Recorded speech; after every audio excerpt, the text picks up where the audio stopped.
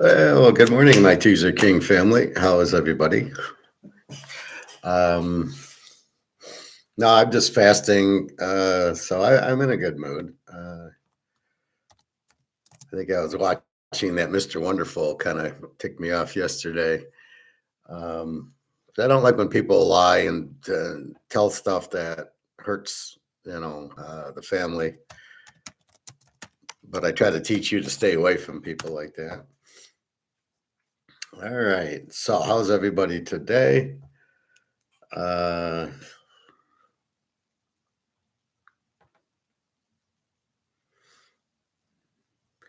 Well, we've hit 91. It was like 91.90 earlier. So 91.50 again, up $5. 91.53, just tremendous. And silver got up to 46.40 and it's now 46.15 after the 10 o'clock drop. So obvious, 10 o'clock hits, it goes down. Like this time it went down $30. It'll be back up there again. Why they're still using Comex, I have no idea, but you can see where it's 46.15, and then it goes, um, it's 46.15, and then it goes to, um, it'll be in the 46.20 to 46.50 range, and then it'll go to 4700. Why the delay? I have no idea. It's just they're still playing options. They're still shorting it like idiots. How could you short this stuff? It's just crazy. It's really traders who are just looking at the graphs, and this is the problem with graphs, as I've warned you. So they'll look at the graphs and they'll see, oh, look at how much gold went up. Oh, I better short it because it's going to come down because I think it's a stock.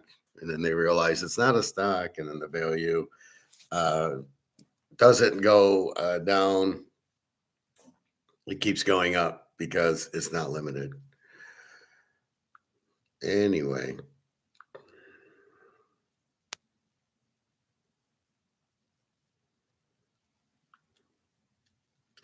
real quick picture.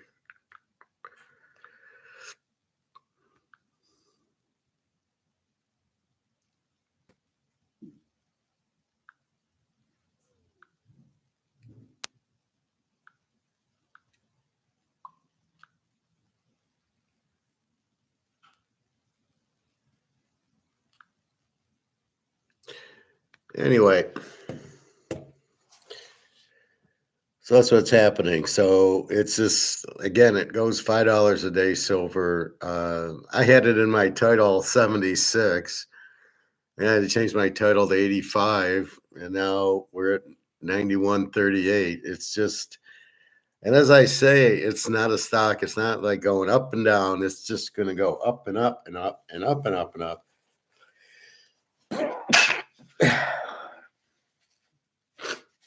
Because that's how much it's undervalued, Jenny. Hey, Jancy. What you think of these coaches being fired? Well, my problem with the coaches being fired is I don't know why they hired them. They have no idea who they're hiring or why. They're bad coaches to begin with, and they hire them. Just a second. Let me get my coffee.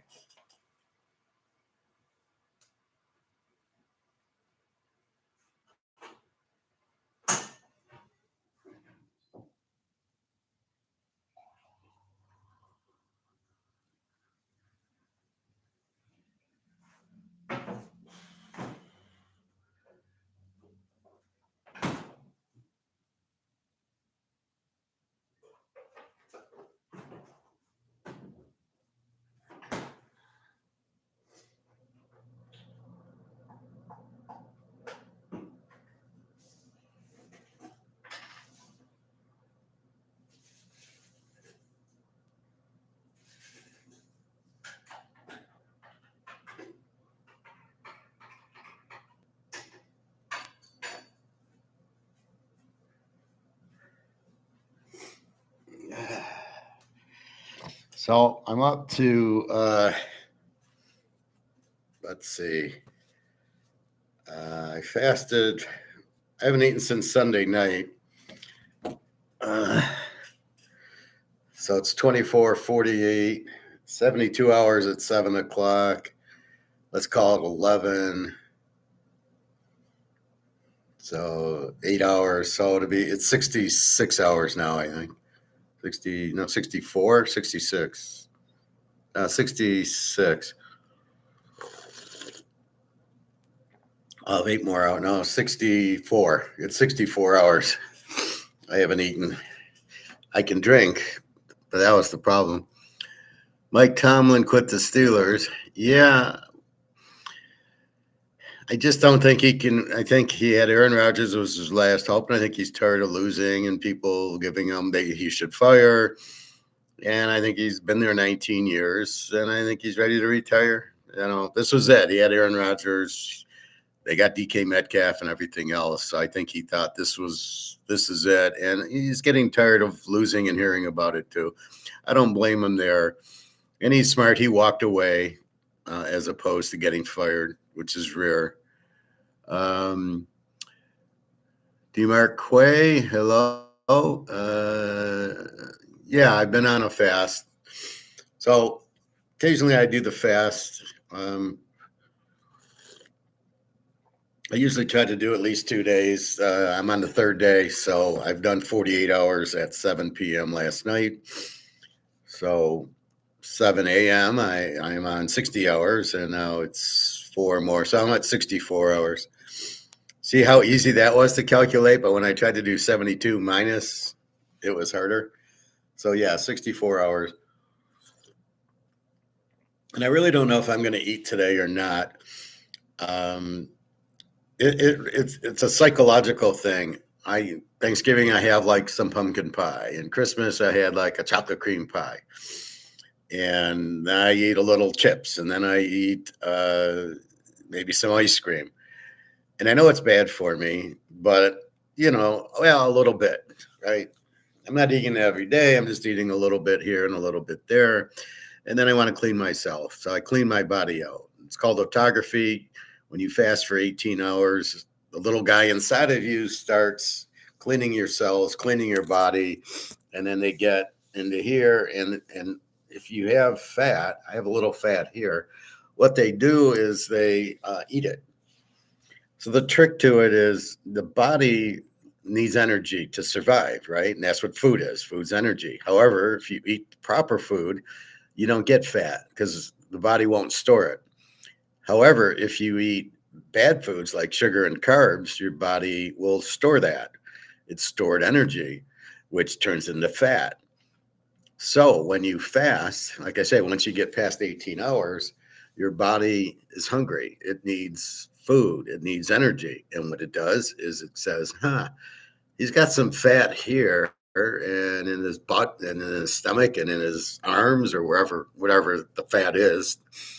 And it eats it. And the body gets rid of the fat because it needs the energy. So it goes there. It goes, well, this is stored food. I'm going to eat it now. I'm eating the chocolate cream pie that he ate. And that's what happens. So that's why I do longer fast. And that's why I do eat some of the crap that I shouldn't eat, but we're just human. And then I know, well, I'll just do a fast. I mean, that's how my mental state is. I can have this piece of pie, which I know is bad for me, but I'll fast the day and get rid of it. And so now this is day 3, and I really don't know if I'm going to eat today or not. My body's kind of numb at this point, although mentally I'm still here. And I can, this is my second cup of coffee. I'll have a second cup of water. I got ginger and cinnamon in it. And so I'll have 2 of those, two or 3 more. I'll still go to the pool and do my workout. And if I need to eat tonight, I will. If I don't, once I sleep on it, it's another 12 hours of fast. So if I don't eat at 7 o'clock tonight, then I just got to get to sleep and wake up tomorrow at 7. And now I'm up to 84 hours. And that's kind of the thing. And then the body needs energy, burns more fat. It also kills bad cells. So if you have cancer cells or bad cells in your body, it'll cure it. It'll clean it up. Also, your kidneys and your liver and everything else, it will clean that up. So anything that doesn't feel right or is sore will get healed by the fast. Like I say, you can have coffee. I have half and half in there and cinnamon in there and coffee. You just can't put sugar in it, regular milk, or sweet and low, any of that stuff you can't put in. Honey, I haven't put in. Normally I put honey in my coffee, but not today. So I use honey instead of sugar. But it's funny, I made chicken yesterday night, but didn't eat it. But it was like, oh, I got to see food. So I cooked chicken, I think they're chicken thighs, pretty big things. And so I had that. One word on these phone calls, these potential spam phone calls and these other phone calls nobody answers. What you should do is not answer. The phone rings. You don't know who it is, right? You know your family, Joe or Phil or Bob's calling you, or your friends. But if it's a call from nobody, what you do is answer and don't talk. You do not say hello. The AI is looking for the hello to say, yes, this number is active and we're going to spray it with spam and all that shit. So you don't say anything. Now, if I'm calling you, I'm going to say hello, or you call me and I see, oh, it's Bob. Hey, hi, Bob. How you doing? Or, I can say nothing and Bob's going to say, hey, how are you there? And it's a real person, but most of the people you have already in your contact list. So if it's a number you don't recognize, you just say hello. Now they'll say hello quickly if it's a real person, but if it goes 10 seconds and nobody's saying hello, you hang up and block it. So it's AI trying to get data on you, and everything's AI now. It's crazy. Beware of AI. Be very careful. So that's what you do with these scams. Anyway, with the fasting, I'll determine when I eat. If I can go another day, I'll go another day because I've already got 2 days in. I've already fasted Monday and Tuesday, which you have to do to get to 72 hours. So I can't get to 96 hours if I don't go 3 days. So I can't just wake up Monday and go, oh, I'm going to do a 96-hour fast today. So that's kind of what I do. So that's my incentive to brainwash myself into going, well, you've already done 3 days. Do we really need to eat today? You know what? We can probably not eat today. And maybe we'll eat tomorrow. And it's fine. I mean, I'm perfectly healthy. The coffee and the tea, I have lemon and olive oil in the morning, which is perfectly fine. It's really, you're not eating. I'm not eating my avocado or my chicken or anything. You're just fasting, but water, coffee, tea is fine. So that's what I do. So back to the coaches. And I've done this fast many times. So I've never gotten sick from it or hurt from it. No real headaches. If I get a little bit hungry, I do have the water or the coffee. And then I go to, I take some naps. Yesterday was tough because I had to pick up Alyssa. And I'm picking her up and I got to drive her home and I can't have anything to drink because I'm in the car. And, so I ended up getting, kind of very hungry yesterday. So that's why I'm having a little more to drink. So these coaches, I think they're poor hires. I think these owners or GMs or whoever they are unqualified. And they hire coaches that they have no idea what they're doing. It sounds good. The people on Twitter like it, or they're listening without doing it. Do we listen to anybody about gold or silver? Absolutely not. We understand it. We got a master's in it. We've learned it, so we know what to do without listening to anybody. And that's why we're in gold and silver. Silver 91.89. We're going to 92. Gold 46.18. So we do this without listening to anybody. Nobody is putting pressure. Oh, I wouldn't buy gold and silver. Well, you want to be in stocks. You go to your financial planner. Oh no, you don't want to be in silver and gold, or like that idiot yesterday where he calls it, oh, it's just you just sit it and you put it in the ground and you just watch it. It doesn't produce value.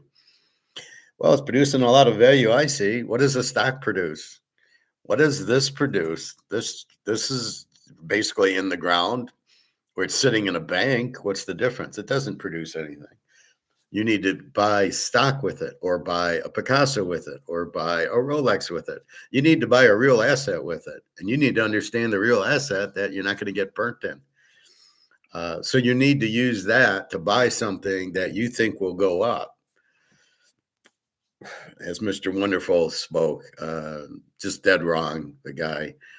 Well, maybe if silver goes from 25 to 30, and assuming it's 32 for the premium on the Eagle, which it wasn't, assuming silver, oh my God, how can it go to 32? Well, it's at 90, it's at 91.89, Mr. Perfect. How about that? How much money did we make there? You sent your soldier out to bring back whatever his mentality is. Yeah, it's 91.89 going to 1,000. How about that? I mean, what is anything? Is this in the ground? No, it came from the ground, but where do I have it? Right here. I don't have it. I mean, but how is it any different than any other asset? You own a Rolex, it's just a watch. You own a painting, it's a painting. You own a mantle card, it's just a card. So what does it mean? I mean, the thought on this guy, he's an idiot, right? Because he doesn't get the basic concept and he doesn't know what inflation is. So the same thing with these coaches. You have to know who's a good coach. You can't just go, well, I'll take a guy from New England because Bill Belichick's a good coach. And look how bad his tree was. His tree sucked. Nobody from his tree did anything as a head coach. Mike Vrabel played for him, but didn't coach under. He coached under Urban. He played under Urban Meyer and Belichick. That's why Vrabel's good, but he didn't coach under him. He just played under him. But you've got to ask yourself, what are you looking for in a coach? And if it's a guy who listens to analytics and goes for it every fourth down, I would. If I'm the owner and I'm interviewing a coach, first of all, I'd say, well, what's your thought on analytics and going for it on fourth down and going for these 2-point conversions? If he says, well, I always go on fourth down, I'd say, thank you very much. Have a nice day. Goodbye. Because that's an idiot's way of, I don't know what I'm doing. And so I'm just going to let a math formula, which isn't correct, do it. It doesn't tell me if I don't get it, we lose the game. That's the problem, right? If you don't make the fourth down, you lose the game 98% of the time. It's a turnover. Secondly, I want to punt the ball and get field position. I want to punt them inside their 10, and then let's get them, right? The defenses are weak. Hiring a defensive coordinator. If you're going to play a soft zone cover 2, goodbye. I don't need you. I want to play the Houston defense, right? Where they're rushing 4 and then you can't even get a first down. I heard that people are saying Aaron Rodgers had a bad game on Monday night. He didn't have a bad game. He's fucking playing Houston. Who has a good game against Houston? Let me. What do you think Drake May's going to do this week? You think he's going to have a good game? So I didn't like that. Aaron Rodgers does not really have a bad game. He played a tough defense. Look at the Immaculate Reception game. It was 7-3. Did Stabler have a good game against the Steelers? No. He ran in the touchdown. He couldn't complete a pass with the Steelers. Was he going to bitch about Stabler not having a good game in that game? So you got to understand the defense. And this is half the problem. These people are just, most of them are idiots who talk. And then when the owner listens to them instead of knowing what he wants. So that's what it is. Now we see like Ben Johnson. We now see it wasn't Dan Campbell who made the Lions good. It was Ben Johnson, because Ben Johnson then went to Chicago and they're in the playoffs and they had a good record.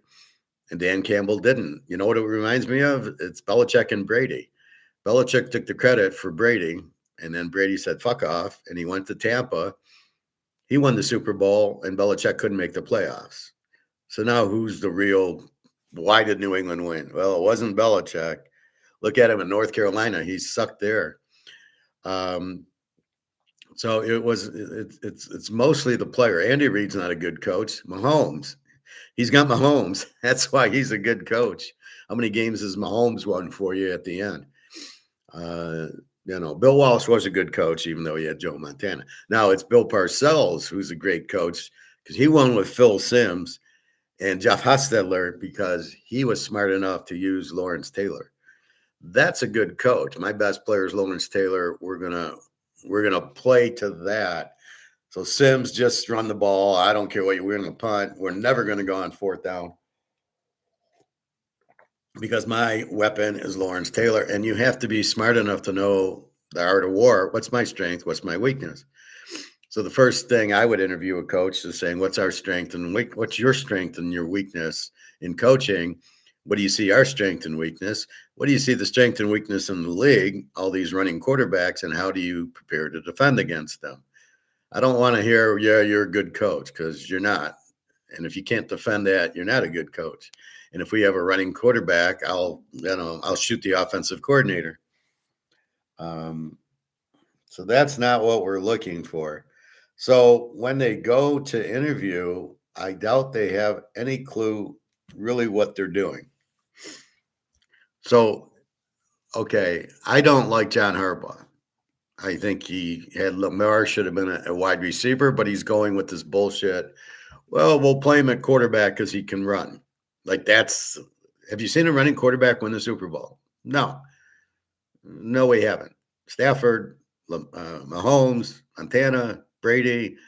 Show me a running quarterback that's ever won the Super Bowl. You can't. Jalen Hurts did not win the Super Bowl, and he did not run. He got a lot of help from the defense and the pick six and the other interception return to the 10-yard line, and they just dominated play and a lot of turnovers. The defense won the game.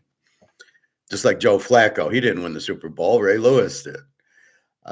So you've yet to see a running quarterback win, but yet we keep going to the running quarterbacks because we can't block. Then they overpay them, and then they can't pay the rest of their team, and they have a bunch of grocery store workers playing in the secondary as the third and fourth string. Then they wonder why they lose. John C. TK, who do you see as the best remaining teams to win the Super Bowl? Well, all right, let's look at it. We got Buffalo and Denver. We got now there are Buffalo -1.5s and there are Denver -1s. I prefer taking Denver as the dog than Buffalo. So let's look at the spread and then we'll answer the question. 46.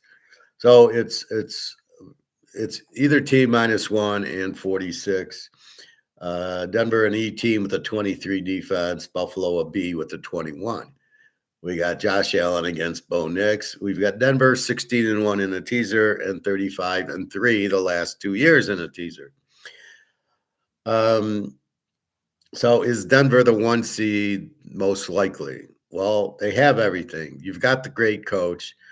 You've got Bo Nix, who can run a little, but he's not really a runner, very accurate. You've got a killer defense. I'm not sure whether 23. They were like a 17. But I think that Green Bay game's skewing a little where they let up like 30 to Green Bay. So Denver is very good. I don't see Buffalo. They don't have the defense.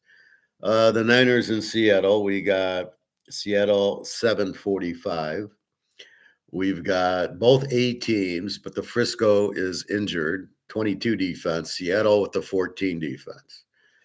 They've almost got everything. Purdy against Darnell. They've got, I don't know about their coach. Darnell, we know, is a choke. So it's hard to go Seattle because of Darnell, right? He's going to choke.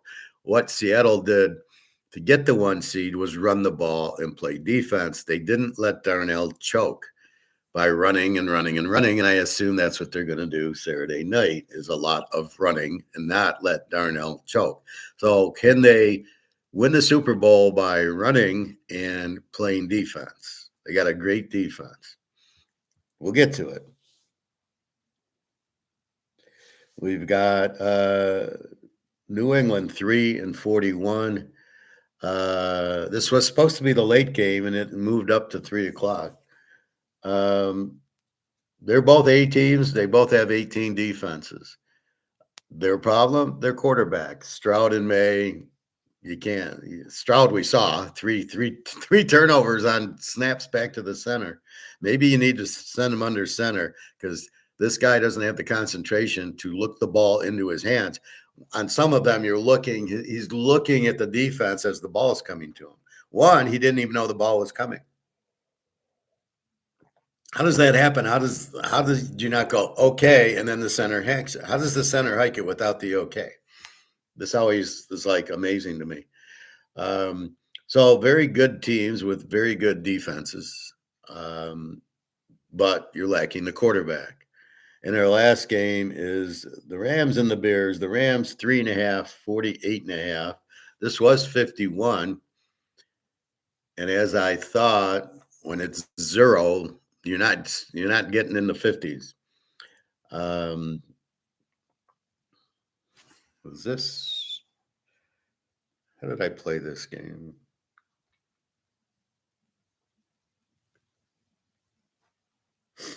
Okay. I loved this game over until I saw 0 because the Rams have no defense, the Bears have no defense, and they both can score. This is a beautiful over inside or in a 50-degree day. However, we must respect the weather at 0. So again, this is your free play. Oh no, New England Houston's your free play. The New England Houston under is the free play. I'll give you a score there. Let's go 17-14 New England. That's the score. So I don't know. It's going to be hard for Stafford to throw in 0 degree, Puka Nuka. I don't know. I don't want to bet this game over in 0 degree. I watched Montana go to Chicago in a similar game. It was 10 below, and they won like 17-0 or something. Jerry Rice caught a pass, and that was about it. It was very, it was a lot of running because it's cold out there. You just don't work. You're not as fast. It's hard to catch. The ball's like a brick. It's not the same as 50-degree weather. So I don't know. I kind of went off the over, and now I'm debating the under, and I can see it's falling to 48.5. Now, of those 4, the best team is Seattle with the 14 defense and an 18. They score a lot. The second best team is going to be New England, an 18 with an 18 defense. Great coach and bad quarterback or an unproven quarterback. Drake May did nothing last week. He ran a lot, but he ain't going to run on Houston. So what can he do when he can't run? And they're not going to let him run. And neither is CJ Stroud. This is a defensive Titanic. I think now this will be hard because the winner, if Denver wins, goes to Denver. Buffalo's already lost to both Houston and New England. So Buffalo has Josh Allen, a bad coach, and a bad defense. Just the way it is. The team, they got Bosa, but he's always injured. And so we will see. I think Denver beats Buffalo, but it'll be close because you've got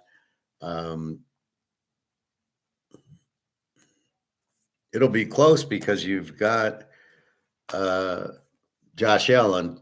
So Denver's not going to really get too much ahead of them.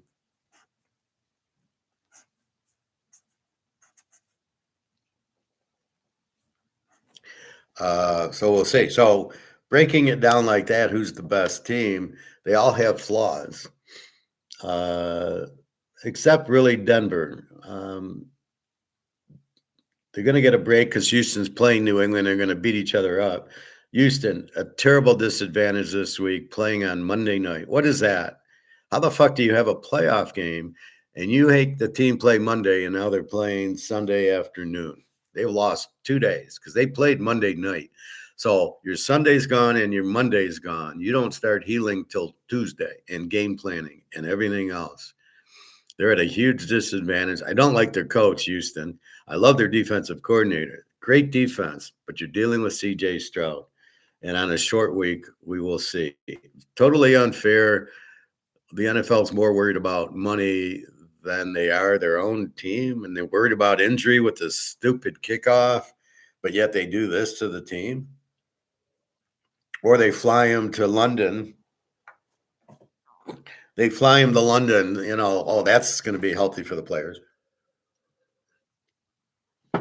So it's a tough one. Denver with the 1 seed at home, good coach, good quarterback, good defense. Probably the best team, I would say. They beat KC at home. Beating San Diego wasn't anything because San Diego didn't try, and that's why they're eliminated. These coaches never get it. Well, I'm going to rest my players, and then I'm going to lose the first round of the playoff. Philly, San Diego, yeah, that's what happens. So I'd say that. I say Seattle is probably the best. Well, Seattle, the Rams, Chicago, and the Niners. Of that, the best team probably is the Rams. If the Rams can win this game in Chicago, I think they can win it. They put up 40 points on Seattle with that defense. So in that case, if it goes Rams, Seattle, I like the Rams and I like Stafford and I like Sean. It'll probably be the Sean McVay against Sean Payton. They're the best two coaches. Stafford's by far the best quarterback in the group. Oh, he doesn't run. Yeah, that really doesn't matter, does it? So if the Rams win at Chicago, they have to go to Seattle, and that'll be tough. Houston, New England and Denver. I give the edge to Denver.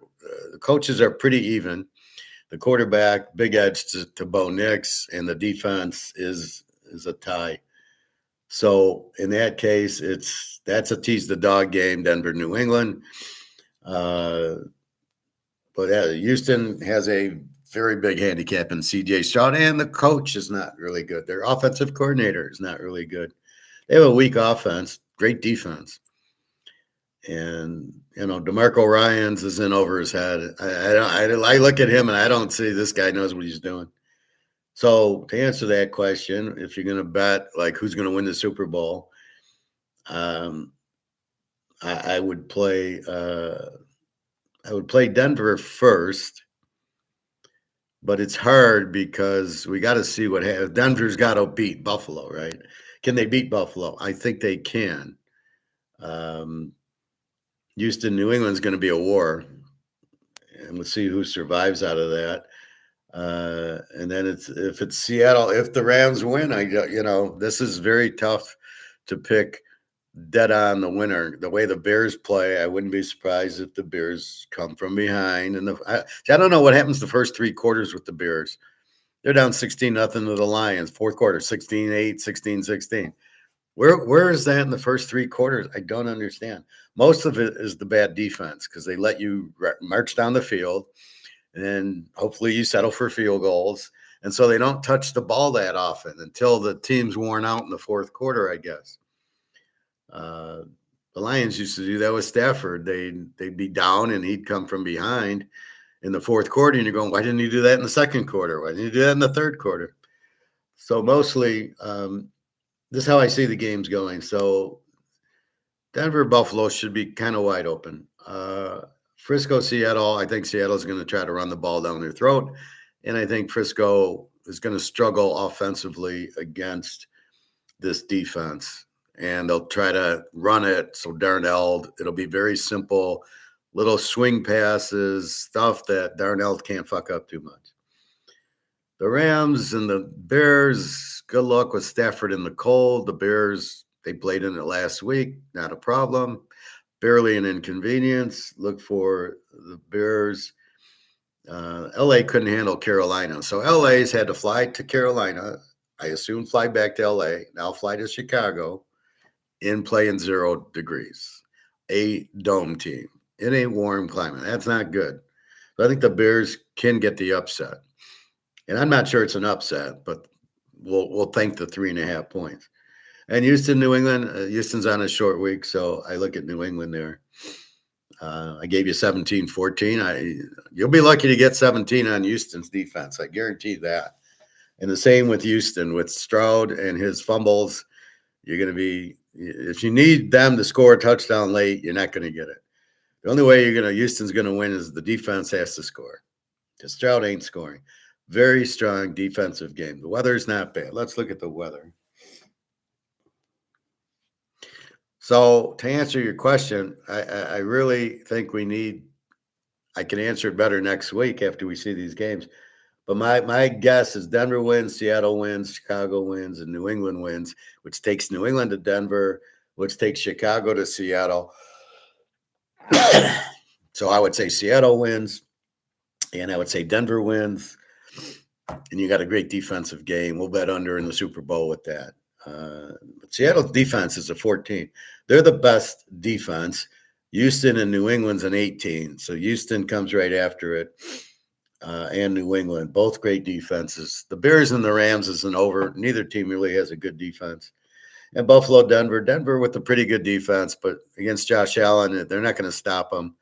And that's what the more I'm watching, the more I'm learning is Denver against San Diego, it's an under game. Denver against Oakland, it's an under game. Denver against Josh Allen is not going to be an under game. You just can't. Like Jacksonville had a good defense. What was Jacksonville? Jacksonville had a 17 defense, and the score was 27-24.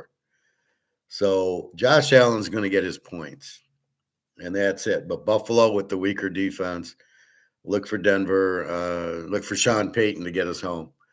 All right, weather. Now, I've checked this morning, but let's check it again. We have 40 and clear in Denver. Let's take a bigger look. 34, a little wind chill. Is there really wind chill in 40-degree weather? 34 and 4-mile-an-hour winds. A clear day. 34 in the second quarter with 4, 34 and 5. 33 and 4. So weather is not a problem. A very mild day in Denver shouldn't have an issue, especially for Buffalo. The Niners in Seattle, we have 41, 2-mile-an-hour and clear. This is perfect weather. So I don't really have to go each quarter, but we'll go fourth quarter, 39, 2-mile-an-hour wind, no rain at all, which is unusual in Seattle. So you got a perfect day there. Houston at New England, we do have a little bit of cold. It's going to be 26 with 7-mile-an-hour winds. Slight chance of snow. Snow's not a problem. 24 and 7 in the second quarter, 24 and 7 in the third, 24 and 7 in the fourth. You have a clear day in New England. Is this too cold? No. CJ Stroud, it doesn't matter how warm it is. Will it affect anybody? It favors probably New England a little because Houston's warm weather in a dome, and they're on short rest. I can't believe the league is so fucked up that it plays a Monday night game for the money and fucks Houston because now they've lost a day and a half. New England finished Sunday, and here's New England played Sunday night. And here, Houston played Monday night. So New England's had Sunday night and Monday to heal. Houston didn't heal till Tuesday. They lost a day and a half to New England. So they get a little edge that New England played a night game, but still, they're just totally screwed here. In our last game, the Bears in the Windy City, we've got 5 degrees, 13-mile-an-hour winds at kickoff. We've got 4 degrees and 13-mile-an-hour winds second quarter and the third quarter. And the fourth quarter is 3 degrees, 14-mile-an-hour winds. So let's say the winds aren't a problem. Well, the 3 degrees certainly are. So how are the Rams and Stafford gonna handle that? And now I just refreshed it, so that's as of now. So, how do you anticipate 3-degree weather in Chicago? Are they really going to score 56, 57 points? How? Now, they did it last week in Green Bay. Uh, I had weather, cold and wind. I had locked Green Bay +7. I did think it would go under, and they go play a 58 because of Chicago's comeback. So in the cold, by the fourth quarter, they were numb and they were able to complete passes. So where does that put us at? What do we do with this game? Do we just take the Bears in 9.5 and say, even if it's 50 degrees, the way they come back should be okay. Stafford should have a good name because they just play the stupid zone and let Puka might have 55 catches in the game. If they can throw and catch in this cold weather, it's going to have a problem. They need the hoods, they need the gloves. It's not going to be easy, and mentally, it's tough. And it's amazing. It started at 51 and it's 0 outside. I can't bet the game over, which is what I would love. This would have been my lock over here. I thought about locking it till I saw the weather, and I'm just okay. But the Bears, so it probably is, let's say it's lower scoring. It should be close. The Bears are going to run it down the Rams' throat, and the Rams' defense sucked. I mean, it was 34-31 at Carolina in the rain. They did get the winning score, so that's why the Rams could pull it out, but they're not going to blow them out. Chicago is very good. Chicago, where are they? Okay, let's look at the teaser numbers. Buffalo's decent as a road dog if they're the road dog here. Denver 16-1 at home, at 16-1 overall, 10-1 at home, or 10-0, 35-3 the last 2 years in a teaser. So Denver's the teaser edge. Buffalo, is what were they as a road dog? 7-1 is the dog. So they're 8-1 is the dog now. So they're respectable. Frisco, Seattle, I don't have anything. Seattle is not really good, and this is the first year, so I can't go back. Okay, this year, Frisco is very weak as a dog. Their play against as the road dog is 6-2. They're not a good road dog. However, they did win at Philly, but Philly was they were a bet against team. So we got that bet against team out, Philadelphia. The Rams and the Bears, the Rams 11-2, 11-3 is a road favorite. Since they didn't cover last week, and 14-4 now in a teaser. The Bears 16-2 this year, 9-0 at home, and we can't go back because we didn't have Ben Johnson. But even if I look back, they're like 18-2 at home last year and this year. So even with Eberflus, they just play very good at home, right? They probably open the door so the kicker misses and stuff like that. Houston, New England, both teams 17-1 in a teaser, and Houston's like 35-2 in a teaser going back last year, which we can use. Same coach, same quarterback. New England, obviously, new coach, new quarterback. We can't go back there. So really the best two in a teaser are Houston and Denver, as we've been talking all year, and then New England. So we got New England, Houston in a teaser. New England laying 3. It's probably a Houston in 9, but it's better to take the under. The Bears, 16-2, 9-0 at home. They just beat Green Bay twice at home. Granted, the one was the miracle onside kick. They played the Lions close, who are similar to the Rams, 19-16, even though they were trying to win the game. They did win at Philadelphia with that defense. I think they have great running schemes. That's what Ben Johnson brings to the table, is the running schemes and the dipsy doodles. And the Rams defense is a 27. A lot of it was the Detroit game. They put up a lot on them, and the Seattle game, they put up a lot at them. So I'm using last 5. So that's in the last 5, they got a 40-point game with Seattle and a 35, 40-point game with the Lions. Um, Even Arizona. Well, let's look at their last game. In week 18, they played Arizona 37-20. They gave up 20 points to Arizona. So it shows you why they're not a great defense. So I look for the Bears to put up more, however, because of the wind. But I think the Bears will be more prepared for the wind and the cold than the Rams. And again, the Rams went to Carolina, flew home, and now back to Chicago. Chicago stayed at home. So that's a huge edge. That air travel and the time change is definitely huge. So again, 16-2 in a teaser, 9-0 at home. Even last year they were good at home. And then Houston, New England again. Both teams really strong in a teaser. Houston's defense will keep them in it. Hopefully CJ Stroud doesn't throw them out of it too bad.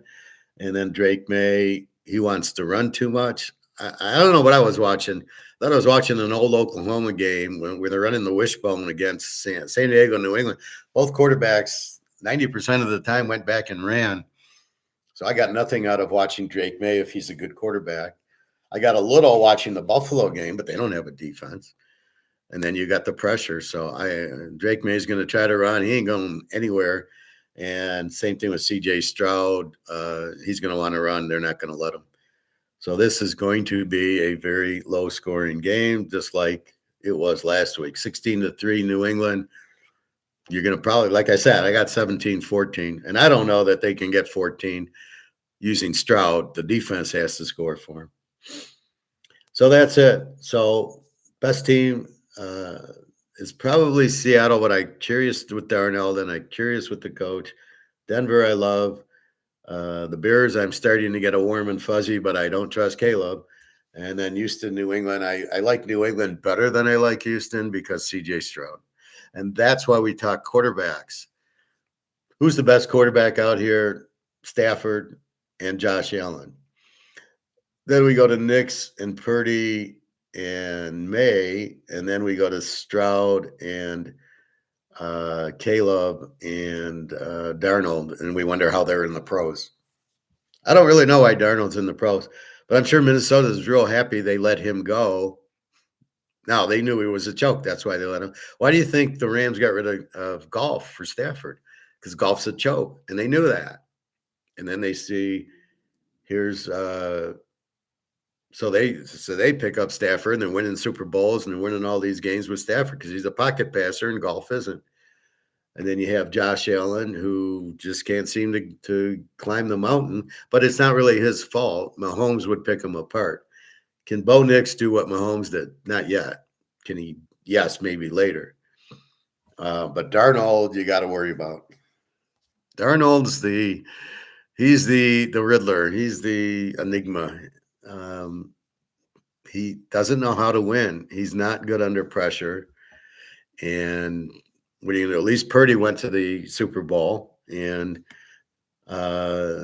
Drake May's not a pressure quarterback, and obviously CJ Stroud couldn't beat Michigan, so he's not a pressure quarterback.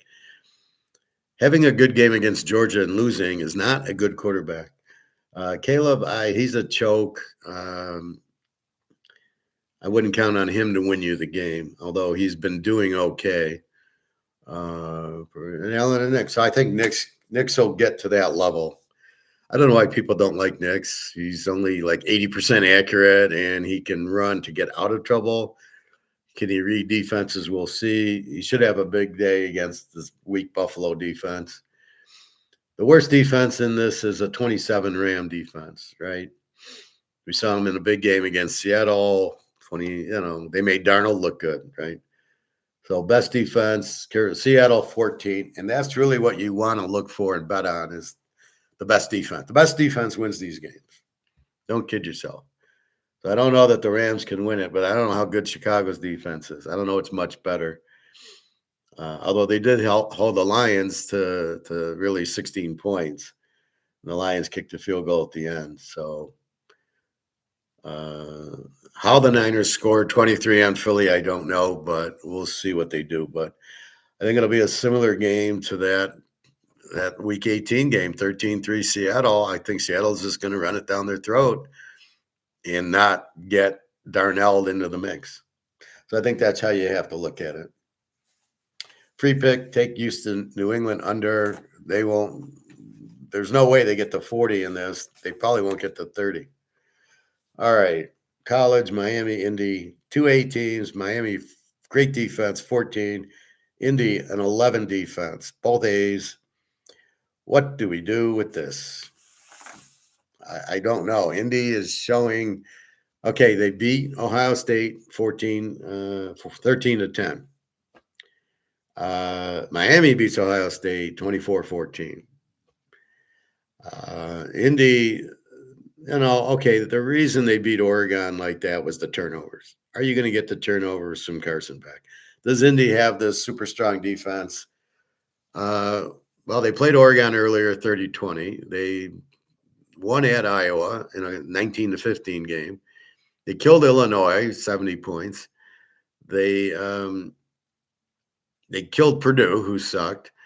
They get to Ohio State 13-10. Are we going to get a 13-10 game?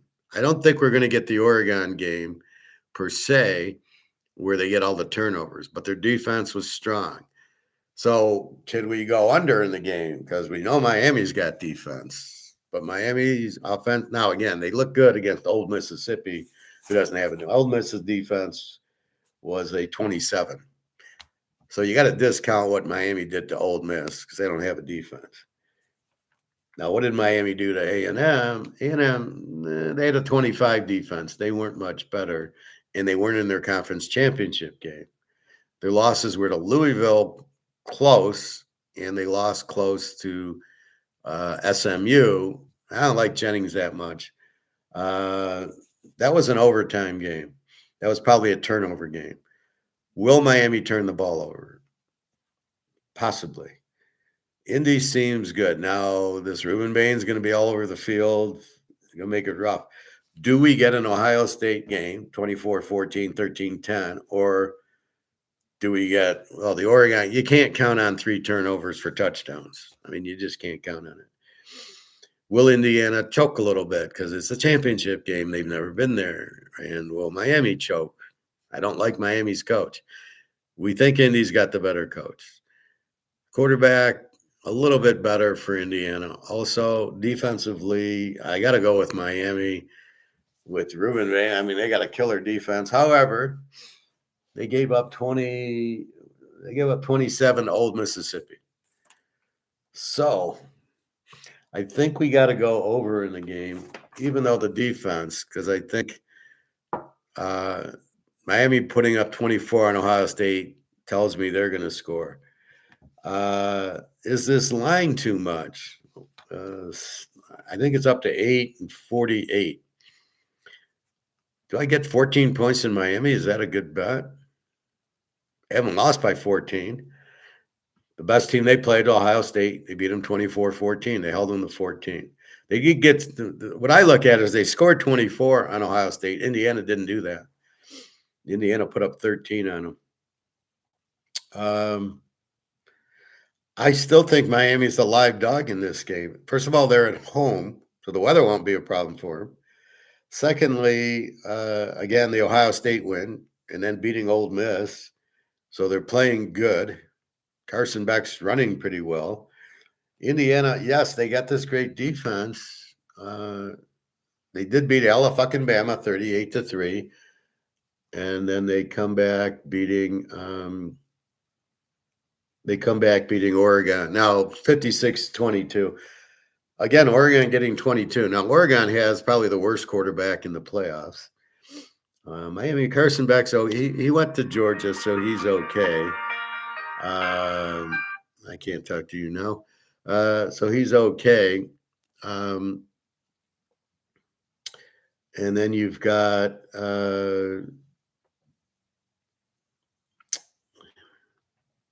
see, I hate when the phone rings. I lose my train of thought.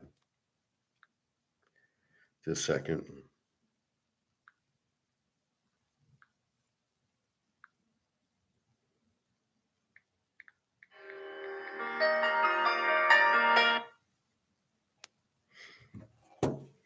I mean, I didn't answer for a reason, right?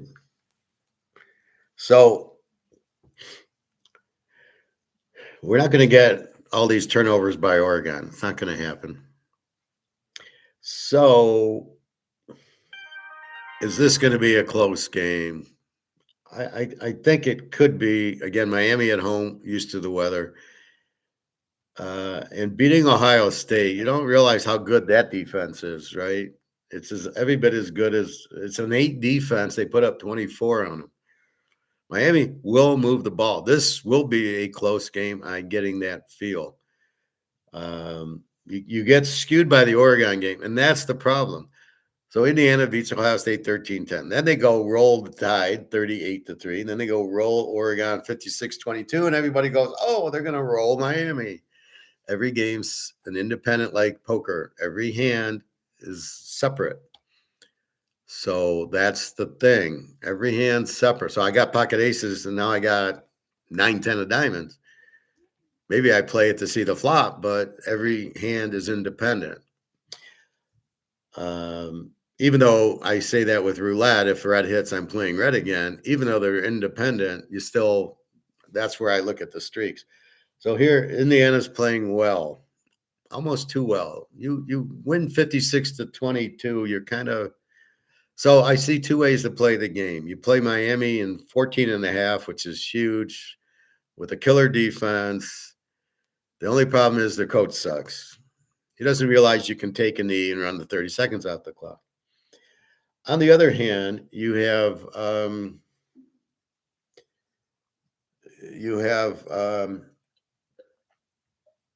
Miami scoring 24, Oregon lighting up Alabama with the 21 defense, Oregon with the 14 defense. I see the other alternative is play this game over. It's 48, you go over 42. Over 42 is 24-20, and you got a winner. The fact that Miami got 24 on Ohio State tells me they're going to score. The fact they gave up 27 to Old Mississippi tells me that you can score on Miami. So Miami could score on Indiana. They're not like the 74 Steelers, for Christ's sake. And they're not even the 2025 Ohio State, who had an 8. So Miami will move the ball. Indiana will move the ball. So I think we go over with the game is probably the best thing. Do you like how I break that down? That's called critical thinking. After we weigh it and we look at other options and we look at how they played other teams, we then come to the conclusion that this game's got to be an over because Miami scored on Ohio State. They'll score in Indiana. Indiana scored. Okay, Oregon, probably not that good against the running team. Gave up 30 to them last time. And the only key is this 13-10 Big Ten championship game. Killing Alabama. Well, wait a minute. Georgia beat Alabama like 27-7. Now Miami held Texas A&M to 3, but that was in a kind of a cold, windy day in Texas. It was very windy that day. And here we have Ole Miss putting up 27. So Indiana's going to score on them. Ole Miss is going to, or Miami is going to score on them also. And I think this becomes a close game. I just don't think Indiana's going to put up 45-0 in this game. There's no way. Let's give a score. Let's have some fun. So what do we want? Miami 27 and Indiana 30. Let's go there. Indy 30-27. Indy can score. Miami can score. The defense, as you can see, Mississippi showed you can score on Miami. And Indy's not all that, but because Miami scored on Ohio State, they can score on Indy. I'm going 30-27 Indiana, and we're going to go over. That's your free pick. Enjoy.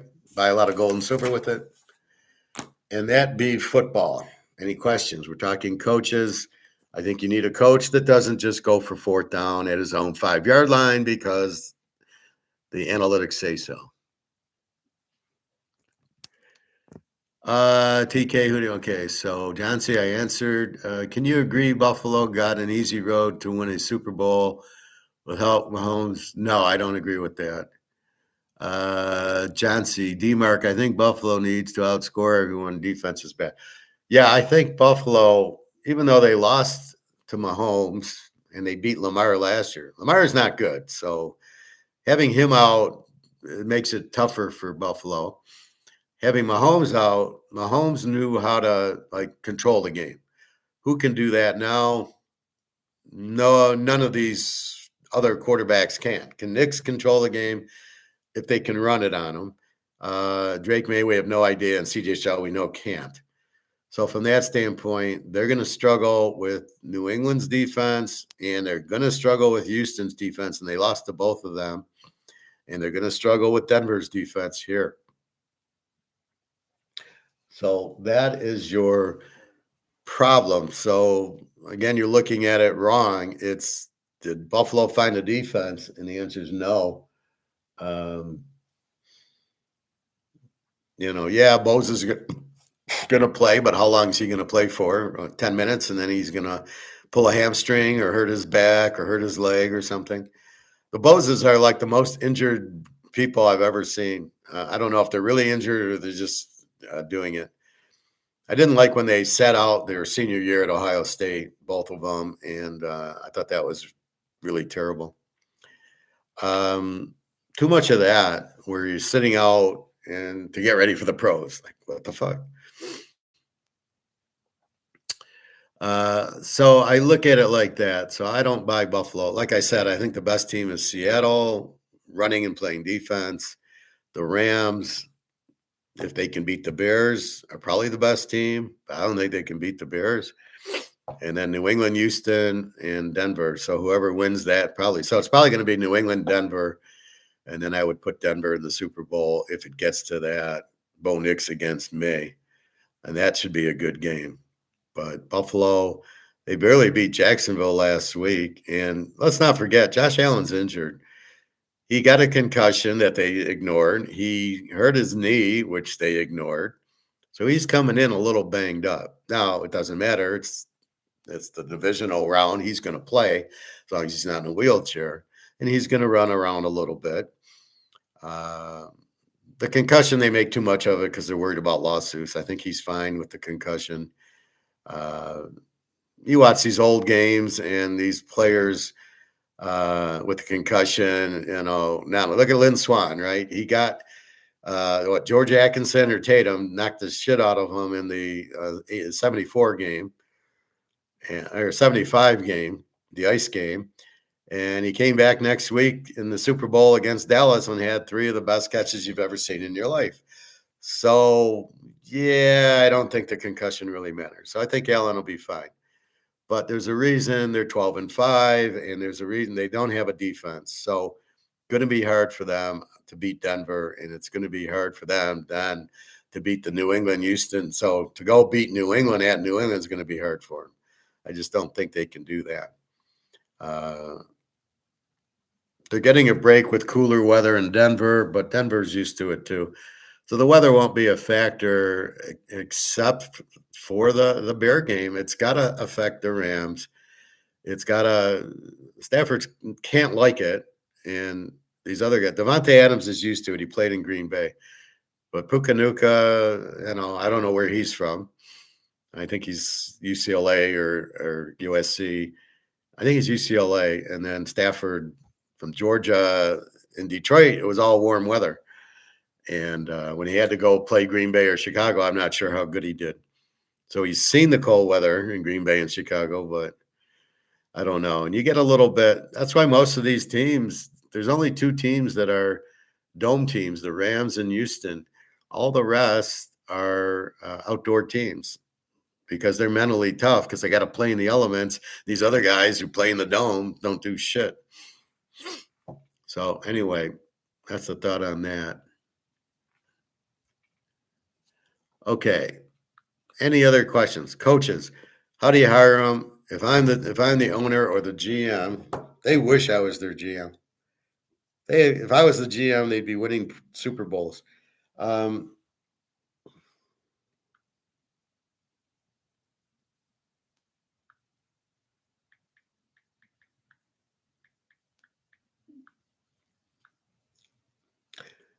So let's go here.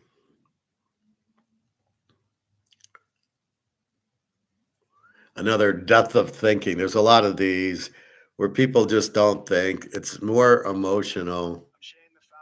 Shut the fuck up. It's more emotional. So it's people feel good. So if somebody says, yeah, be in the stock market and they're in the stock market, they feel good. If we are contrarian and say, sell your stock and go into gold and silver, they don't feel good. They get nervous. They're uncomfortable. They don't know if the gold and silver are the best point. And even if I try to explain to the bubbleheads, they don't know what to do. They don't know how to believe it. They don't know how to think. And even if you explain 2 + 2 is 4, they can't comprehend that. And this is the problem with most of the people. And I know you guys have problems. I know Bobby had problems where nobody would listen to it. I'm going to go buy gold and silver. And he'd tell me, well, my whole family looks at me like I'm crazy, as I get that a lot. The guy goes and buys gold or silver, and the family looks at him like he's nuts because they're uncomfortable understanding it. And even now with silver at 92, they don't understand it. They don't, even though it's gone from 30 to 92 in a few months, they do not understand that. Why would you do it? Right? They don't get it. I'm going to show you something. This is my first purchase. This is 1/20/21. This is my first, my first serious purchase. I bought this in 95 and I bought a few others when I was married. I bought 5 1-ounce American Gold Eagles, 1965 an ounce. Cost me almost 10 grand. That's just gibberish there. So look at the price on 20, here's the foresight. I bought 5 of them. I spent 10 grand at 1965 because I knew this was coming. I knew it was coming. It wasn't a guess. It wasn't like, well, maybe they'll win the game or maybe this or that. Or maybe my full house will stand and I got a set of 9s and maybe that'll stand. And that's the key. So I bought this at 1965. Then this is 1/20/21. I had a fun day there. 5 half ounces at $1,000 a piece. They're now going for $2,500 a piece, and 7 quarter ounces at $520, which are now going for $1,200. As our friend said yesterday, he bought one for $1,200. So you can see where I'm at. 1/20/21. I just spent $8,000 here. I just spent $20,000. Right? I had a fun weekend and I've never regretted it. And I knew this was going to happen and I knew it was going to be higher. So now this is 5 half ounces are now 2,500. 7 quarter ounces are now 1,200 at least. Well, I don't know after today. That was yesterday. 5 1-ounces, 1965 are now 46 and change. Now, am I going to sell? None of them. If I sell, I want to take a vacation or something, then I'll sell. But otherwise, I'm not even thinking of selling because my targets are gold, 10,000, silver, 1,000. And gold, 10,000 is on its way to 25,000 and higher. It's just going to keep going because now, why? Because idiots printed the money to zero. That's why. What happened in 1/20/2021? What happened in January 2021? Oh yeah, Biden signed this bill. I'm going to spend $7 trillion for COVID or whatever the fuck he was doing. And as soon as I heard that, that was the trigger. That was the boat hitting the iceberg. That's it. You cannot print $7 trillion and not, in fact, the value of the dollar, right? The dollar was gone as soon as you did it. And what do people talk about? Oh, prices going up. It's prices going up. It's not prices going up. When you print $7 trillion, you've killed the money. That's why you have to think, as I do, fifth dimensionally. I'm always asking if X happens, what is then how does Y? Then what happens to Y? The boat hits the iceberg, it sinks. I got to get to the lifeboat. So I'm thinking, if this happens, then what? Then what's next? And I'm always thinking that you print $7 trillion for expenses, which most of it went to the government. You spend billions of dollars to the Ukraine, which all of it comes back to the government, U.S. government, and Zelensky steals some. So when you have that, you understand that what's going to happen. You've ruined the dollar. I don't care what people say. You cannot print as much as you want because it's the reserve currency. And how much longer is it going to be the reserve currency? It's not anymore. Gold is. BRICS is the reserve currency, but nobody wants to say it. BRICS is very quiet about it. They don't want the publicity.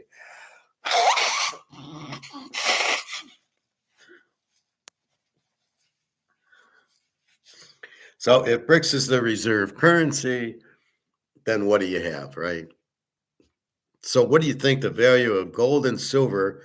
So first you identify the lifeboats. Well, so why don't I sell my 100,000 in US dollars and go into euro?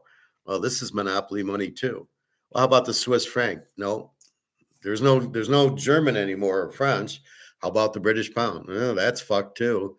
The yuan, the yen, the ruble, no, they're all fucked. Polish money, no. Ukraine money, no. African money, no.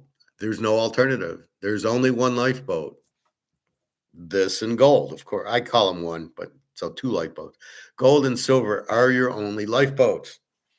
So I'm critically thinking along the line. Boom, boom, boom. You print the money, it's worthless. I've never heard of anybody spending $7 trillion and blaming COVID, which was deliberately made, probably to crash it. I don't know. I don't know where their end game is. My end game is just to hold on to gold and silver, never think of selling it and just watching it go, go, go. But that's where we're at. So you have to think like that. And that's what I'm wanting you to do is if A happens, then B's going to happen and then C's going to happen. So you quickly problem solve. Now I'm capable of problem solving because of my economics background that I can't go into any other dollar and that the dollar, US dollar is collapsing. So I'm out of the stock market and I'm into gold and silver. The only thing, and I'm not looking to diversify. Well, I'll play energy or, I heard, they're going to build a lot of nuclear power plants in China. So I think lithium or something is the thing they need, and it's very short supplied. But again, can you buy it? See, the key with gold and silver is I can put it in my hand. I can hold it. It's in my safe. What are you going to do with oil? What are you going to do with lithium or radium? You can't do anything with them. So even if you make money, the best scenario is that, and then you sell it and you're able to Rumpelstiltskin this. So you get this back and then you quickly buy gold and silver. However, the fatal flaw is, can you buy any gold and silver? Last time I was at the gold store, he didn't have any. Silver he has. He always seems to have rounds. But now you're dealing with $90 silver. And no, Mr. Wonderful, there is no premium on it. So when I went and bought my silver last time, I bought 5 ounces for Christmas. It was $76. There was no premium for 76, no premium. And if I 76, no premium. So I don't know what he's talking about. And that's what makes me kind of upset is he's trying to lie to the people. Oh, and yeah, silver's at 28. So when it'll never get to 32. Dude, it's at 91 right now. What are you talking about? That's why I question people like that.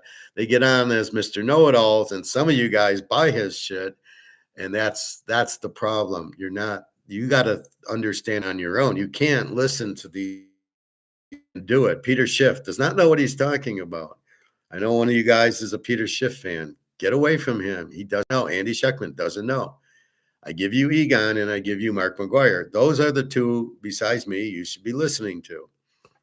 I get information from them because I don't know what's going on in BRICS, but Mark McGuire helped us out. Mark McGuire also is calling for $8,000 gold. I'm calling for 10. We'll see who's right. Uh, we need to blow up Comex. So that's what you do. So now let's get to a couple of videos I've been watching.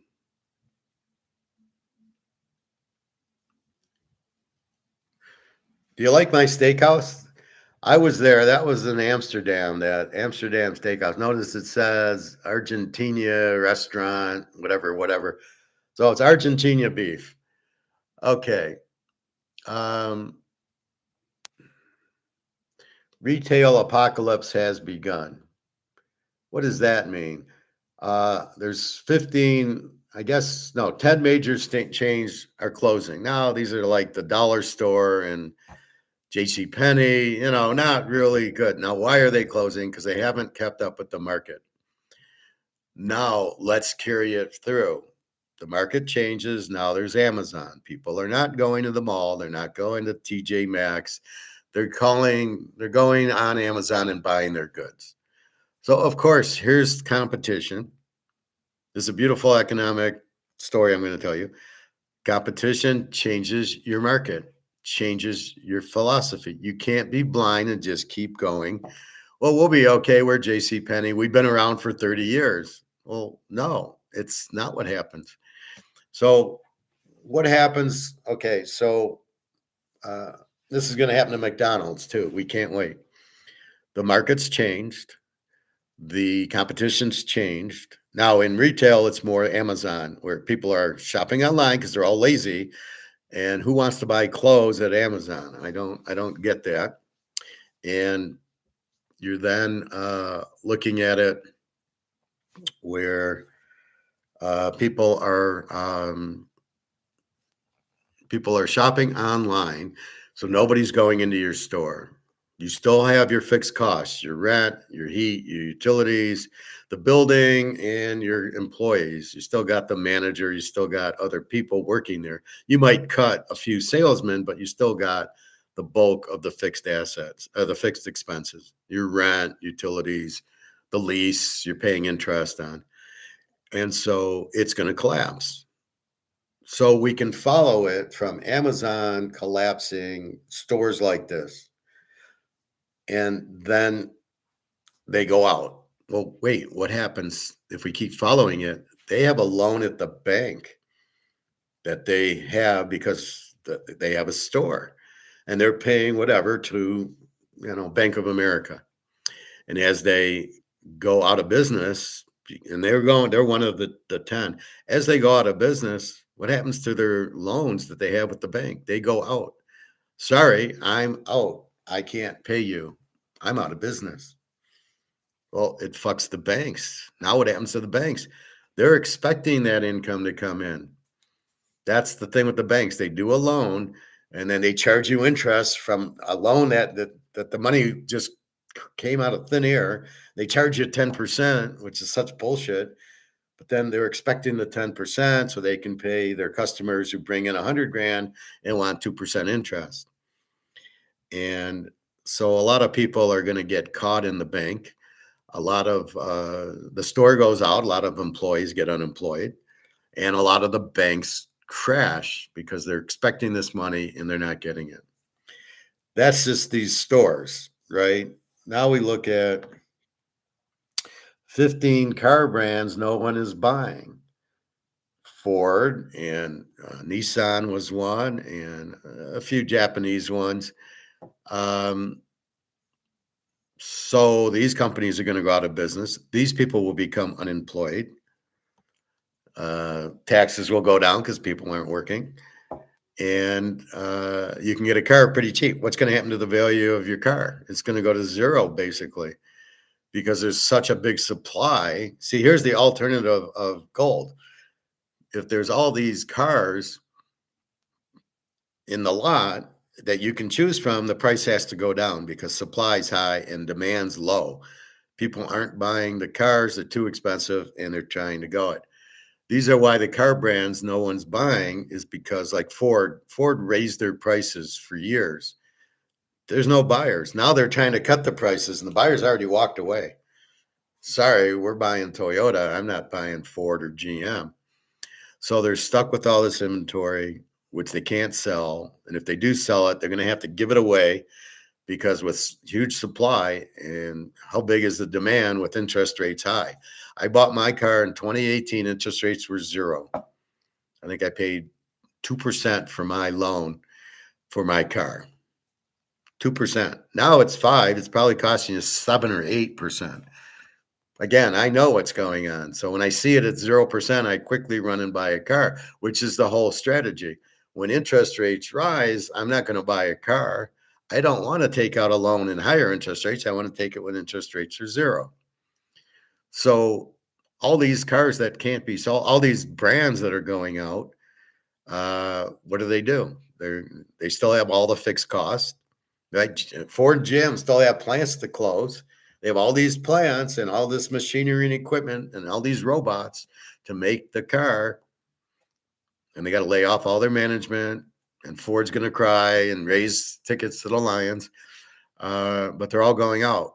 They have loans with the banks, right? The banks are going to get crushed again because more companies are going out. The last one, 965,000 unsold cars. What happens to new cars dealers can't sell? Price goes down. High supply, low demand. You'll never get enough demand for 965,000 unsold cars.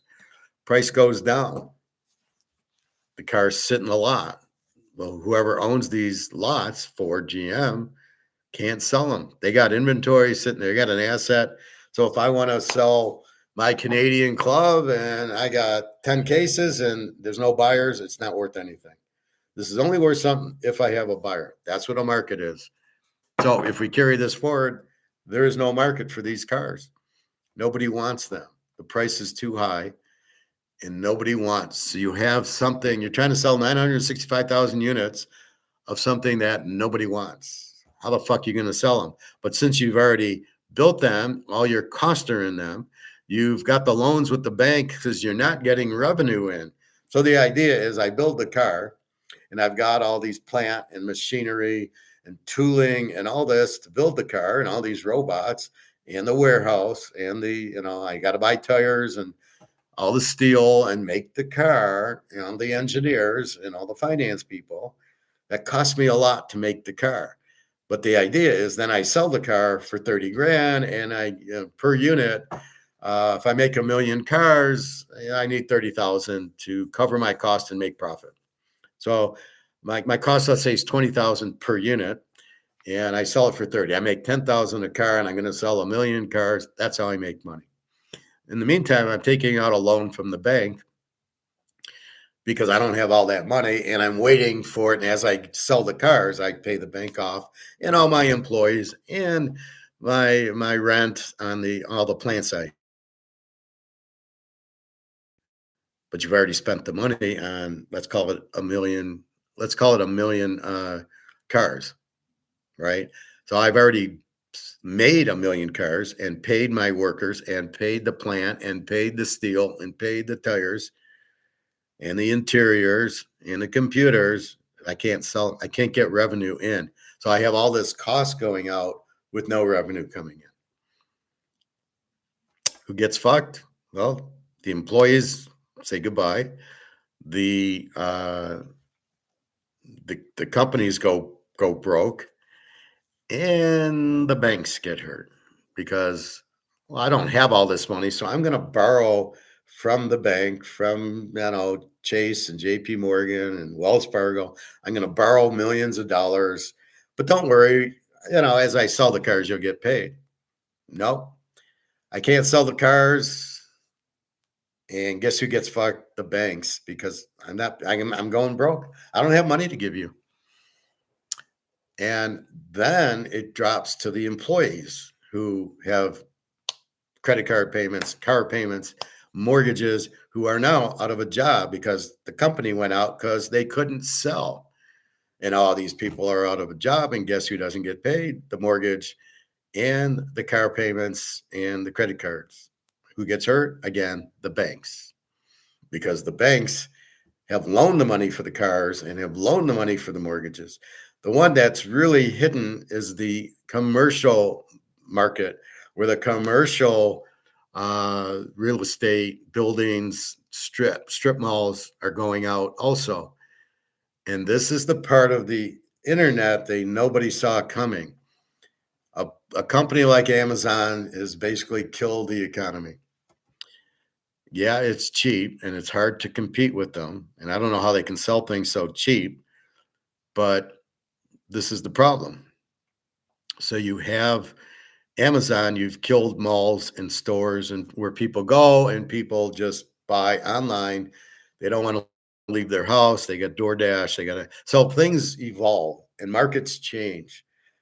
But these guys haven't figured. Now the cars are different. You're not buying a car at Amazon, but I mean the restaurants and these other stores closing like TJ Maxx and JC Penney and Macy's is in trouble. Uh, they didn't see it coming. They didn't think Amazon would take their business. They didn't realize people were so lazy they're going to buy shit at home. I don't ever buy from Amazon. Very, very rare. I bought like something for my gold coins. I like those plastics. I showed you with the silver, and I popped the gold into those, but I couldn't. They weren't big enough for the U.S. Eagle or for no. I think it's the Eagle and the Cougaran are kind of bigger dollars, so I couldn't put them in the tube. I have them in the plastic. I have them in these tubes, which is what I have my poker chips in. This is my best one. This is the 49er Club. This is a 1950s casino in on the downtown Las Vegas. So this is my prized possession. I don't know what that's worth. It's not in great condition, but it's in the 1950s. What kind of condition did I think it would be in? So it all comes down to the bank because the way the system's set up is the bank loans money to all these companies and to the car companies and to people. And they own it to the strip malls and to the offices that all have lines of credit with the banks. And then the banks go and fuck around with gold and silver, shorting them, doing whatchamacallits, what's the word? Jesus Christ. Derivatives. So they do options and derivatives to probably try to make money back because they think it's a fixed game because they think they buy in London and sell on COMEX, but now the game's over. China's unleashing it. From what I heard, China's really behind the silver. They're the ones been suppressing it. Who knows? I think it's J.P. Morgan, but they could be doing it for the Chinese. They're not doing it anymore. So now China's not there pushing the price down, and the price is just free going up $3-4 every day, and there's nothing you can do. It's like the big snowball coming down. Get out of the way.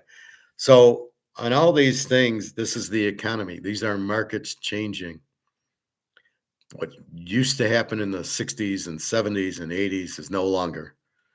It is now becoming internet hell for all the brick and mortar companies. Now you still got to go into Toyota and into Ford and GM, the dealership. So it hasn't really changed there, although there are some things that I see, like John Hamm. God, he's an idiot. I liked him in Mad Men, but on these commercials, he looks like an idiot when he's changed his character. Anyway, so you can buy the car on Carvana or Shackvana or whatever. Who buys a car like that? I'm sorry, I'm not paying 30 grand buying a car like that. I'm going to the dealership and trying the car out. I am not being stupid. Now, maybe to sell my car, yeah, if I can get more at Carvana. But if I want to get a new car, I go to Toyota, I sell them my Camry and trade it in for the new car. We'll see. But as these 965,000 cars are unsold and things like that, the value is dropping because supply's too high. There's no demand for these cars. Maybe they're buying other cars. I don't think in the US they're buying electric cars, but in China, they're probably buying electric cars because they're so much cheaper. They're what are they? what do you call it? Subsidized by the government. So they're real cheap in China if you buy electric cars. So they're not even buying these anymore. They're buying the electric cars. But you got 965,000 of these cars out there that they can't sell. So the market changed. Where I could make the cars and people would buy them is now that. Just like, well, I knew if I did a short on silver, the price would go. It was kept down, and that's changed. And people are still doing shorting like a bunch of fucking idiots who don't know what's going on. So what's changed in our gold and silver? Bricks. Bricks is the key. Once I heard of them and they're accumulating gold, and it's Russia and China, and everybody wanted to get out of the dollar. And I know Putin's serious. That was probably 2018, but it really started going probably 2020. And then I jumped in January 2021 and said, thank you. People said, why? It's never gone up before. Its price fixes because of bricks. And nobody wanted to believe me. Well, okay, don't believe me. I just showed you the proof, right? There was something else I wanted to show you.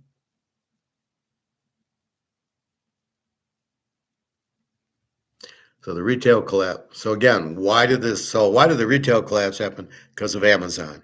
The market shifted. And you always have to think. So this goes back to the iceberg and the Titanic. It hits the iceberg, it sinks. Amazon comes on and all these stores sink. The cars come out and you raise the price, there's no market and you can't sell them. There's 15 car brands, no one is buying, including Ford and GM. Their prices are too high. There's no market for it. It all comes back to simple economics. This is why I don't need charts. If you try to sell something over market, if the market for your Ford is here and you're trying to sell it here, there's no market for it. As I tell you in Toyota, the guy raised this. I bought the Camry there for 25 grand. He's trying to sell it for 35 grand. He goes, I can't. I go in. He says, I can't sell any. And I says, because there's no market at 35,000. I bought it at 25. That's your market. And he went and lowered the price to 26,000, and now he's starting to sell. You can't just raise prices. This is what I always argue when people think, well, inflation, prices are going to go up. Not necessarily. You made Oreo cookies $5 for the normal pack. The 3-column pack with about 15, 20 cookies in them. You can make it $5, but nobody's going to buy it. Nobody needs cookies and spend $5 on them. And the other thing is people are starting to realize that the dollar is getting worthless. They've got to be going, fuck, why are the prices keep going up? So as long as you don't pay the extra money, the prices won't go up, right? If you do that, prices won't go up. They will stay because you need, if there's no demand and there's no market. So the key to everything is there a market? Just like me, is there people that want to learn about gold and silver? Is there people that want to pay for teaser football bets? Yes, football betting is very popular. Yes, people want to know about gold and silver. I do my class. If I got 0 people here and 0 views, I couldn't do it. I might still do it for myself, but I couldn't do it because there's no market. But as I can see, there's a big market for it. So I keep doing it. I think there was one other one. I'm not showing you the video because I don't think there's a need to show it to you. I can explain it. The Costco membership scam. This is pretty scary. They're trying to use biometrics on you. So they're trying to get your eyes and then they're trying to view what you buy. Let's show this. How to add years to your dog's life. How does a dog tell you when something's wrong? Maybe Costco employees are trained to watch for one specific thing you do with your cart, and if they catch it, you're flagged in their system immediately. But that's just the tip of the iceberg. Most of us believe Costco is the last safe haven for the American middle class. But in 2026, that trust is being used against you. Behind the legend of the $1.50 hot dog lies a corporate strategy designed to track your biology, gamble with your health, and drain your wallet. Today, we are pulling back the curtain on the 9 shocking betrayals that every Costco member is currently unaware of. From the federal Category 3 warnings hidden in the kitchen to the biometric scanners at the entrance, we are exposing the truth that the golden arches of retail doesn't want you to see. If you think your membership is still a deal, you need to see what's really happening behind the label. Number 1, the social contract smoke screen. We've all heard the legend of the $1.50 hot dog, the famous quarter-pound Frankfurter and soda combo that hasn't seen a single penny increase since 1985. In a world where a cup of coffee now costs $5, the $1.50 hot dog feels like a miracle.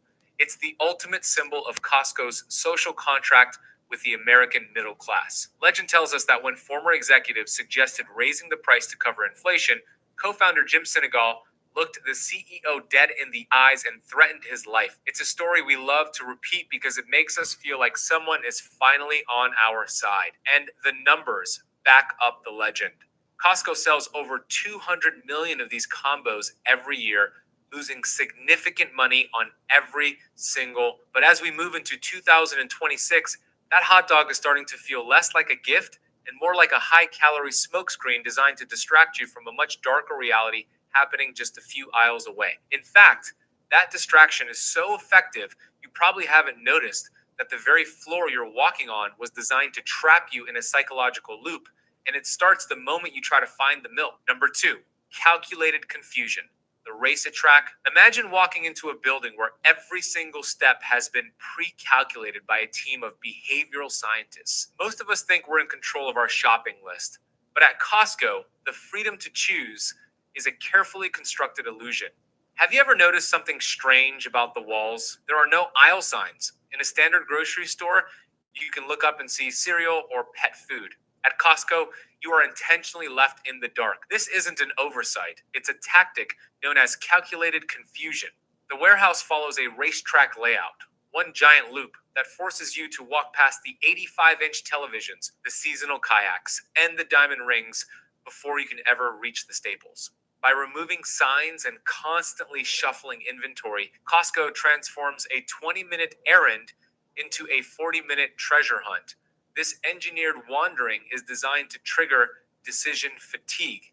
By the time you actually find the bread you came for, your brain is tired of making choices, which makes you significantly more likely to impulsively toss a 3-pack of giant teddy bears into your cart. Studies show that shoppers who cannot find their items quickly spend up to 30% more. You think you're exploring? Costco knows you're being processed, but the racetrack is just about moving your body. What's truly terrifying is what they are doing to the food they place at the end of that track. Specifically, the one item 137 million people buy without a second thought, unaware of the federal warning labels hidden behind the kitchen doors. Number 3, the $4.99 health gamble. There is a secret currently sitting in the back of almost every Costco warehouse in America, a product so famous it has its own fan clubs, yet so controversial it has become the subject of a federal investigation. Nowhere is the Costco deal more iconic than at the rotisserie chicken station. At $4.99, these 3-pound birds are a staple of the American diet. Costco loses an estimated $40 million a year on these chickens just to keep that price point fixed. But behind the label, the true cost of that chicken isn't measured in dollars, it's measured in safety. In late 2025, federal reports sent shockwaves through the industry when it was revealed that Costco's massive $450 million poultry plant in Nebraska, the very facility they built to control costs, was repeatedly flagged for Category 3 salmonella contamination. This is the USDA's absolute worst safety rating. By building their own chicken empire, Costco managed to cut out the middlemen and keep the price low. But they also created a closed-loop system where the corporation essentially grades its own safety. Homework. When a company fights against federal safety limits just to maintain a $4.99 marketing hook, we have to ask, is the loss leader actually leading us toward a public health crisis? You aren't just buying a cheap dinner. You are participating in a multi-million-dollar experiment in industrial poultry. And if you think the safety of the meat is the only thing being compromised, Wait until you see what they've done to the gold standard products you've trusted for decades. There is a silent transformation happening on the labels of their most famous brand, and it's a legal loophole that should leave every parent in America furious. Number 4. Nobody's talking about moringa, and honestly, that makes me angry. You walk past it in the market. You hear the name. Legal loophole that should leave every parent in America furious. Number 4. Label fraud. The quality erosion. Think about the one brand you trust more than any other, the one that sits in your pantry, your medicine cabinet, and your freezer. For years, the Kirkland Signature label was that brand. We were told it was the retail world's best kept secret that the vodka was actually Grey Goose in a different bottle, and the batteries were Duracell in disguise. And for a long time, that trust was earned. But look closer at the labels. In 2026, have you noticed the subtle shift in the dairy aisle? Your favorite Kirkland ice cream may no longer legally be allowed to use that name. Because of the global surge in cocoa and dairy costs, Costco has begun quietly swapping out high-fat milk for dairy solids and thickeners, resulting in a product that must be labeled as frozen dairy dessert. They are betting that your brand loyalty is blind enough to ignore the ingredient list as long as the red and white logo stays the same. This is quality shrinkflation, the practice of keeping the price and the box the same while rotting the product from the inside out. They know you trust them. Okay, so one thing I want to talk about is the signs. They say, well, there's no signs. You don't know where everything is. Where's the toilet paper? Where's the milk? Where's the meat? But I kind of question that because Meijer's, when I go to Meijer's or I go to Kroger's, I see the signs. They tell me, here's this, here's that, here's ice cream, here's candy, here's chips, here's this, here's that. They seem to do okay. So I'm not buying the no signs and they're moving it around. All it would do is frustrate me. I would go, well, fuck, leave the candy, candy's in aisle 2. And then I go back next week and the candy's in aisle 4. And I'd be like, what the fuck? That would bother me. But I don't buy that because I just, then all the grocery stores would be that. Just a second.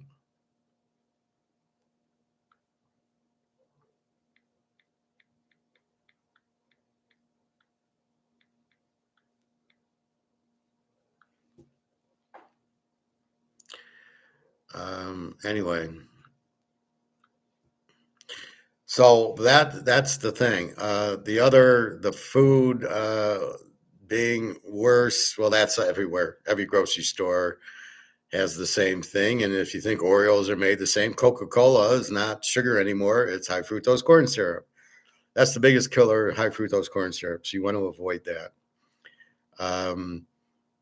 They didn't get to the biometrics, but I'll do that tomorrow. But there's a lot going on in Costco. Even the membership isn't really worth it. Then I guess they offer it's like what, $55, but for $100, you get 2% back, which then forces you to buy more because you want to get the 2% back. It's like a buffet. If you go to a buffet, what do you think? The first thing you think of is, oh, I'm at a buffet. The first thing I'm going to do is eat a lot because I'm paying $25 for it. I'm going to eat $25 worth of food, but it's different because you know what you're paying, right? Here, they do a 2% back. So you buy more to get the 2%. So be careful when you get these 2% cards that pay you money back, because subconsciously you go, well, I get 2% back. So I'm going to spend $1,000 to get 200 back. Well, if I didn't spend 1,000, I wouldn't get the 200, but I wouldn't have spent 1,000. So you got to be careful with that kind of stuff. Then they're talking biometrics a little bit later, where it's basically they're scanning, they're getting the read on you and what your impulses are and what you buy and nobody's taking my eyes. I don't want to be out with the biometrics scanned and then people can look me up in a database. Oh, that's perfect. No. Sorry, I'm private. You're not getting that. So be careful if anybody wants to get your eyes. One person did it, I think, in Europe. Well, I think at the airport or something where they did my eyes. I had to do it even though I didn't want to. You got the ticket, you want to board, what are you going to do? But anyway, that's most of it. So be careful of biometrics and algorithms and AI, especially AI. Do not trust AI. AI is evil. They can say whatever they want about it. If I want to create a spreadsheet that I bring in and I have formulas like you do in Excel, I'll do it. I don't need AI to do stuff. What was I looking up? There was one thing I saw about the football game, and they say, well, 30 million. There was here. I'll show you.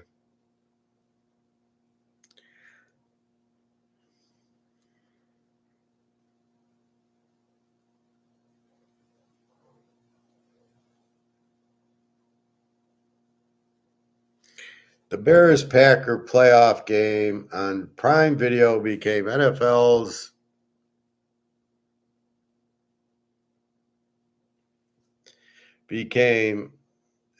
most streamed game ever. And I kind of thought, how do you know? If I had Prime Video already, how do you know I watched the game? How many new people came to join Prime to watch the game? And that's where my thing is.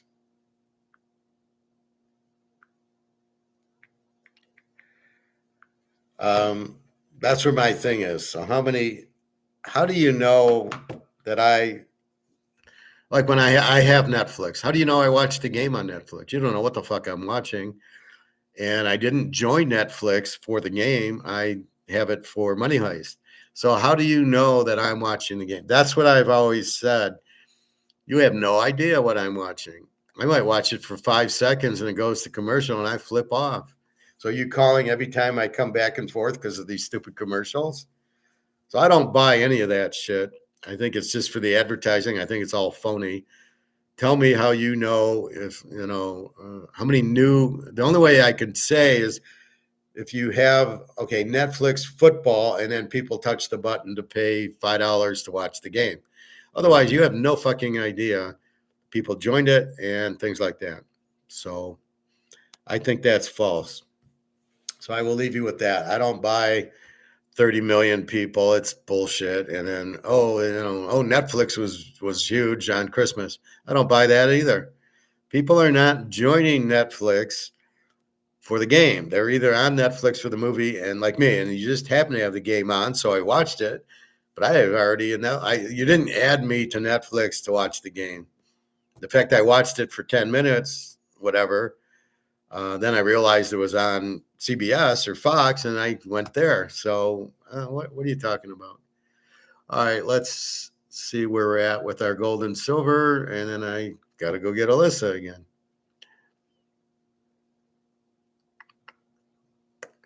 All right, we're at 91.63, up $5, about where we were. Gold is 46.07.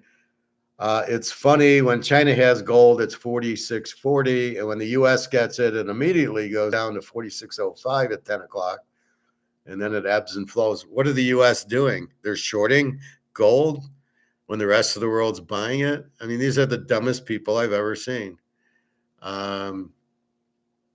So silver's still hanging in there, 91 and change, and gold at 46. So, I think we'll see. Today's Wednesday, we could see $100. Well, probably go up $5 tomorrow, $5 Friday. We could see $100 silver by that. I don't understand this bullshit. This big drop from 46.17 to 46.05, and now it's coming back up. That's the funny part of it. You see it drop, and then it immediately comes back, and it's like, this is the stupidest thing. That's not how prices work. That's not how the market works. So realize everything's based on the market, based on me trying to sell something, and there's a buyer. And 99% of these companies don't have a fucking clue what they're doing. Ford, I'm just going to raise prices. The Lions, I'm going to make it $500 a ticket.